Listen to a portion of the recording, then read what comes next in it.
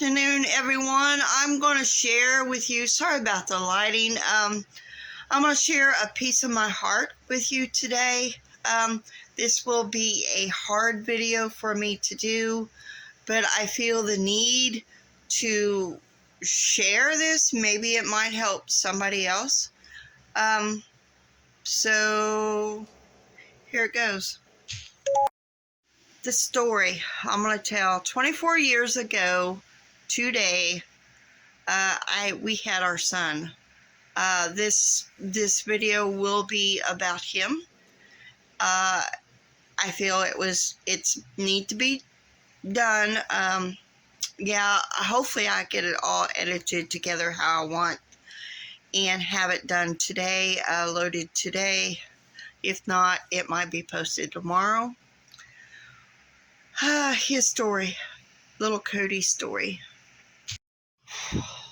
Well, so 24 years ago, I went into the hospital because I would be in labor for an hour and a half and out of labor for an hour and a half to 2 hours.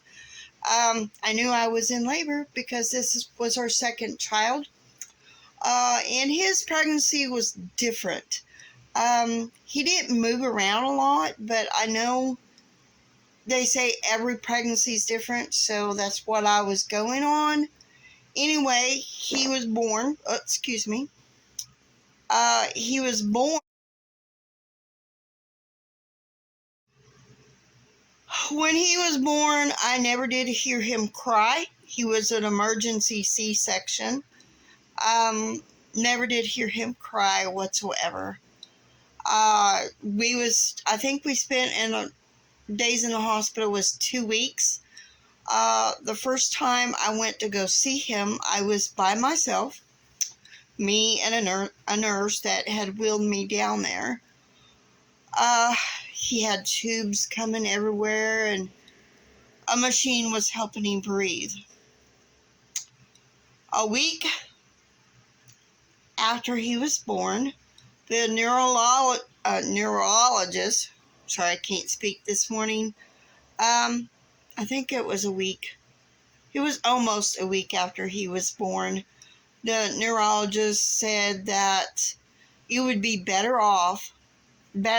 for him if we would pull the plug. So in my heart, I knew that he would breathe on his own. The neurologist didn't think he would, but he did.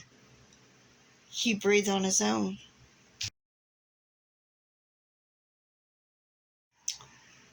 His diagnosis at that time was I can't talk this morning. Hypoxic ischemia encephalopathy. Basically, he had a brain bleed before or during birth. They could not tell me when it happened.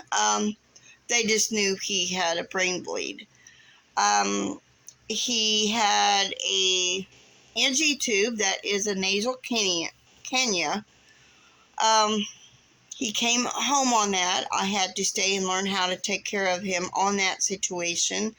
And they told me that if ever got pulled out, he will have to be sent to the hospital and x-rayed to see where put the placement to make sure the placement was right, which it did get pulled out a couple times. He didn't cry until he was a month old. Eventually we had nurses coming in the home to take care of him at night so I can sleep, except when a weather hit, then I would be, halfway sleeping, halfway not asleep during the night. Let's see. I don't remember. He had a Mickey button placed once the surgeon was able. There was a surgeon that came to Springfield, Missouri, and that is when he had the Mickey button put in, which was a barred button at that time.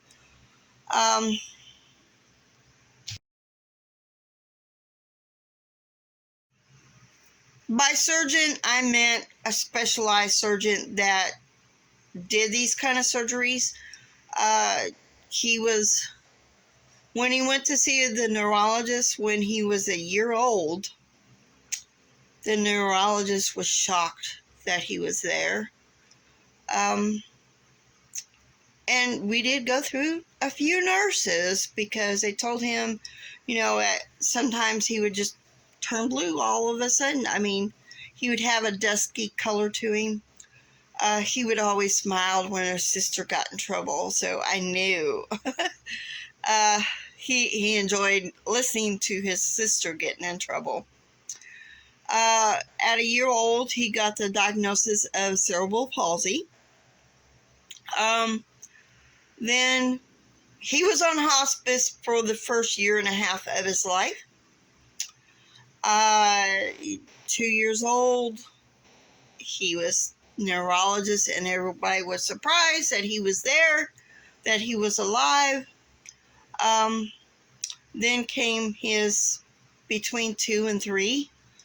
The last 6 months of his life, he was on hospice, and he was fighting so hard for every breath. And we made the decision to not to take him back to the hospital after the last time, because he was put on hospice. Then he was on 100% room oxygen, liquid oxygen. So, and those tanks were big old tanks that was stored in our back, one of the back rooms, or like utility room. He did, before those 6 months, he did walk for me. I held up his upper body, but he did walk. He did walk for me. Excuse me.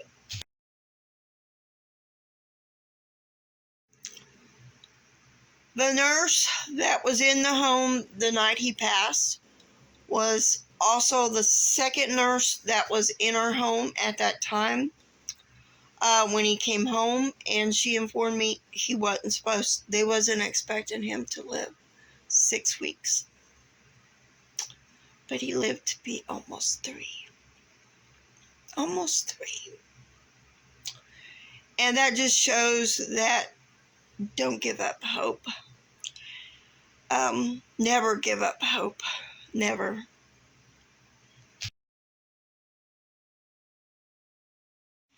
I think I'm composed now a little bit, maybe.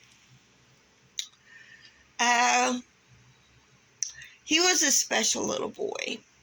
I never did hear him say mama. Never. I heard him cry. He freaked me out the first time he rolled over. He was like 2 or 3 months old. Maybe 6 months old, somewhere in there. He walked for me. But that last 6 months was so hard on him. So hard. And I was pregnant with our youngest at that time. So it was very hard, that last 6 months of his life. I will try to add photos of him in between all this video. So I'm going to end it by saying happy birthday, Cody. We miss you.